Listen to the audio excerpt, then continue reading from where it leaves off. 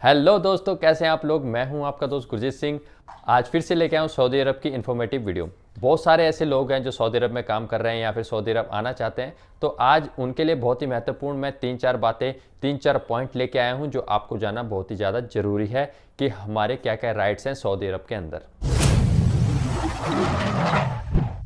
दोस्तों, बहुत सारे लोगों को पता नहीं, लेकिन फिर भी कुछ लोग ये क्वेश्चन पूछते हैं कि जब हम किसी कंपनी में 2 साल काम करते हैं तो हमको कितना बोनस मिलता है या बोनस के अलावा क्या क्या मिलता है, या सऊदी गवर्नमेंट ने इसके ऊपर क्या रूल बनाया। तो दोस्तों, मैं आपको बता देता हूं, सऊदी गवर्नमेंट के अनुसार अगर आपको किसी भी कंपनी में 5 साल से कम समय हुआ है काम करते, तो आपको हर साल आपकी सैलरी की आधी सैलरी मिलेगी। यानी अगर आपकी सैलरी 2000 है तो आपको 1 साल बाद 1000 रुपये बोनस मिलेगा। यानी 2 साल बाद अगर आप अपने घर आते हो छुट्टी तो आपको 2000 रुपये एज अ बोनस मिलेगा।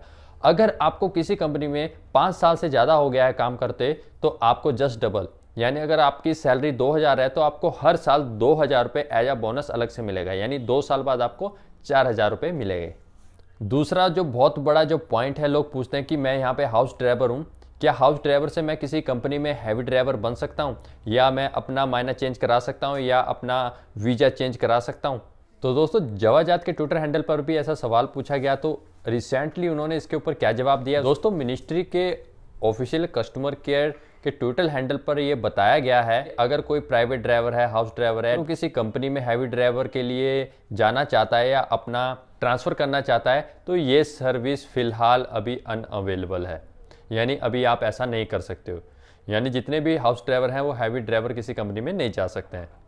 तीसरा पॉइंट ये है कि बहुत सारी कंपनियां रिक्वायरमेंट वीज़ा निकालती हैं, यानी इंडिया में जो रिक्वायरमेंट आती है उसका भी एक टाइम लिमिट होती है। Ministry of human resource and development से पूछते हुए किसी कंपनी के मालिक ने, कपिल ने कहा है कि भाई मेरे पास रिक्वायरमेंट वीज़ा था, कोरोना क्राइसिस के कारण जो उसकी टाइम लिमिट ख़त्म हो गई है, तो क्या मैं उसको दोबारा से एक्सटेंड करा सकता हूँ। यानी कि जैसे हमारे पास इंडिया या किसी भी देश में कोई वीज़ा आया हुआ है, उसकी अगर अवधि ख़त्म हो जाए तो क्या उसको बढ़वा सकते हैं। तो मिनिस्ट्री ने इसके ऊपर रिस्पॉन्स करते हुए कहा है कि भाई जो ये वीज़ा होता है, रिक्वायरमेंट वीज़ा, इसकी वैलिडिटी 2 साल होती है। 2 साल के बाद अगर ये एक्सपायर हो जाए, ख़त्म हो जाए, इसको हम बढ़ा नहीं सकते हैं, इसकी वैलिडिटी नहीं बढ़ेगी।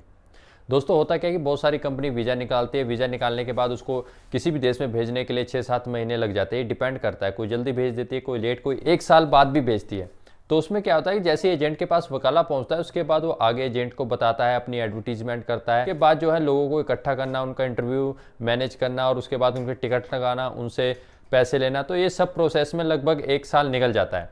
अब होता क्या है कि यहाँ पे जो वीज़ा लग के आता है किसी व्यक्ति का, वैलिडिटी 3 महीने की है। अब 3 महीने में वो एक्सपायर हो गया, तो इसका मतलब ये नहीं है कि वो अब दोबारा रिन्यू नहीं होगा। कहने का क्या मतलब है, अगर जिस भी मालिक ने अपनी कंपनी का वीज़ा निकाला है, अगर उसको 2 साल पूरे हो गए हैं, तब वो एक्सटेंड नहीं होगा।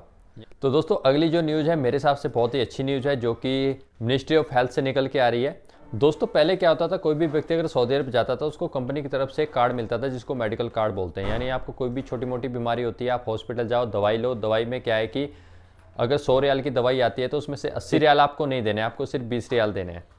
कहने का क्या मतलब है, 20% पैसा आपको देना, 80 रियाल आपका माफ होता है उस कार्ड की वजह से। अब मान लीजिए कोई ऐसी घटना हो जाए, जैसे इमरजेंसी, किसी को हार्ट अटैक आ गया, किसी का एक्सीडेंट हो गया, कोई ऐसी बड़ी चीज़ हो जाती है, तो इमरजेंसी में अगर किसी को भर्ती किया जाता था तो उसी कार्ड में बिल्कुल फ्री में इलाज होता था। लेकिन उसमें क्या होता था कि हॉस्पिटल को पहले इंतजार करना पड़ता था। कोई भी व्यक्ति इमरजेंसी में आता था, इंतजार 4 घंटे, 5 घंटे, 6 घंटे। किस लिए कि अगर वो इंश्योरेंस कंपनी अप्रूव करती थी तभी उसका इलाज आगे चलता था। लेकिन मिनिस्ट्री ऑफ हेल्थ ने कहा है कि भाई अब ऐसा बिल्कुल भी नहीं होगा। जैसे ही व्यक्ति इमरजेंसी में आता, आपको तुरंत उसका इलाज करना पड़ेगा, ठीक है, और 24 घंटे के अंदर उसका पूरा बिल बना के इंश्योरेंस कंपनी को देना होगा। अगर कोई हॉस्पिटल ऐसा नहीं करता है, खिलाफ वर्जी करता है, तो उसके खिलाफ कार्रवाई होगी। तो दोस्तों, बहुत ही अच्छा जो है रूल बनते जा रहे हैं सऊदी अरेबिया में, जिसका आने वाले टाइम में जो लोग बाहर से लोग काम करने के लिए सऊदी अरब में जा रहे हैं उनको बहुत ही बड़ा फायदा होगा।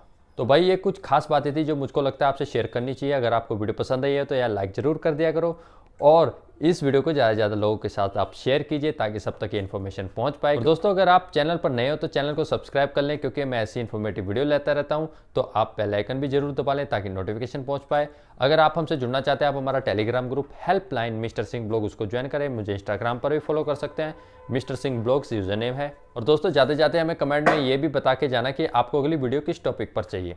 आज की वीडियो में इतना ही। मैं हूं आपका भाई, आपका दोस्त गुरजीत सिंह। मिलते हैं एक अच्छी इन्फॉर्मेटिव वीडियो के साथ। Till then, bye bye. वर्दी च पंजाबियां दी तूती